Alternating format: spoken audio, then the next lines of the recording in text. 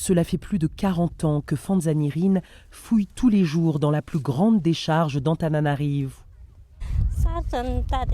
C'est difficile ce travail parce qu'il faut faire beaucoup d'efforts pour trouver quelque chose.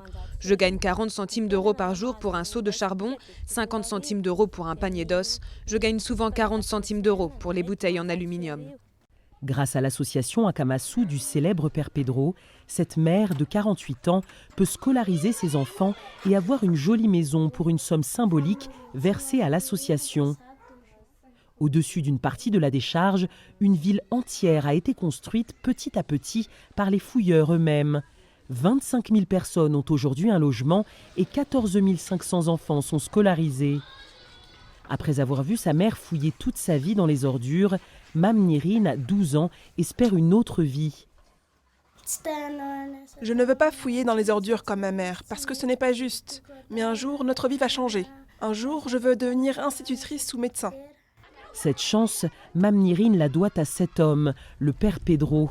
Argentin comme le pape François, il découvre la grande île il y a un demi-siècle et depuis dédie sa vie au peuple des ordures. Nous avons humanisé cette décharge-là. Nous l'avons humanisée.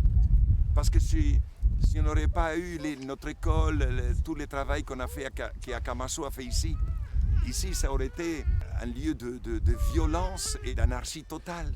Aujourd'hui, ils sont pauvres mais dignes. Il y a une dignité ici. Cette dignité n'a pas de prix. Cette dignité, Liv va la retrouver grâce au Père Pedro. À 6 ans, il fouillait dans la décharge avec ses parents quand il a rencontré le prêtre. Scolarisé grâce à l'association, il est aujourd'hui professeur de mathématiques. Pour moi, le Père Pedro, c'est la main de Dieu qui m'a touché directement. Quand il dit quelque chose, il le fait. J'en suis témoin depuis longtemps. C'est la première fois qu'un pape visite la cité d'Akamasu, une consécration pour le Père Pedro dont l'association survit grâce aux dons étrangers.